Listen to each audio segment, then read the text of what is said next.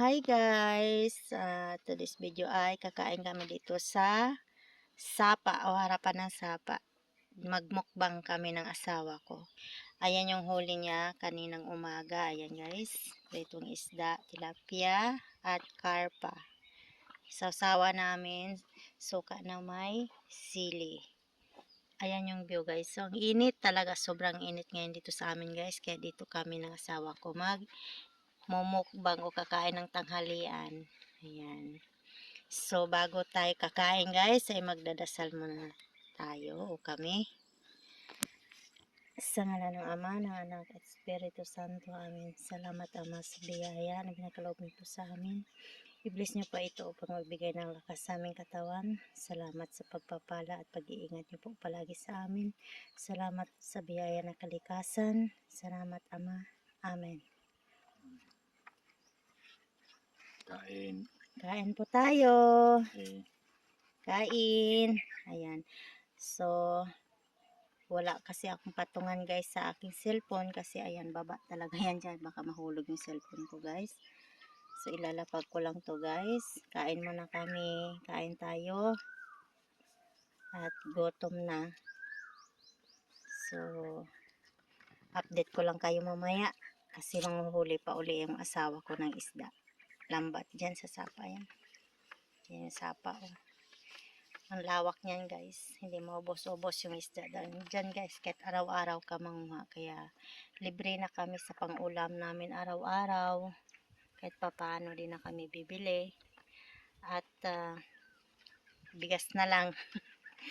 Bigas na lang ang poproblemahin araw-araw. No guys, habang mababa yung tubig sa sapa, samantalahin na mangisda.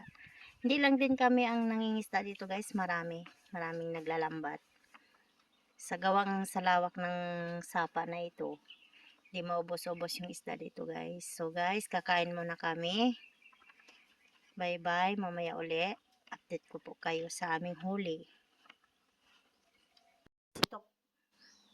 Hi guys, ito pala yung nahuli namin kanina. Naglambat yung asawa ko. Ayan. 4 na karpang medyo maliit. Isang dalag sa amin sa Bisaya agad guys, pantat. So pantat. Tas isang tilapia. Ayan guys, survive na naman kami sa aming ulam. Mamaya piprituhin ko siya guys para may ulam kami mamayang hapunan. Tapos ayan, may gulay ako dito.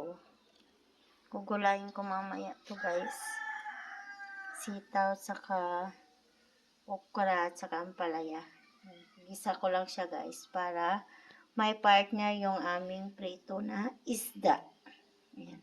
Mamaya lutuin ko siya guys. Babad ko muna siya sa asin.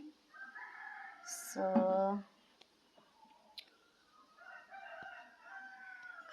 dito na lang guys. Update ko na lang kay mamaya. Hi guys! Habang binababad ko sa asin ang aking isda, ito pala yung aking tanim pa na kamuting kahoy at saka kamote dito guys. Ayan, bago magtag-ulan dito ay makakain na rin namin ang laman nito guys. So, hanggang dito na lang guys kasi magpiprito na ako ng isda. Salamat sa panunood. Paki-subscribe na lang po ang aking channel. At saka God bless. Ingat. Bye-bye.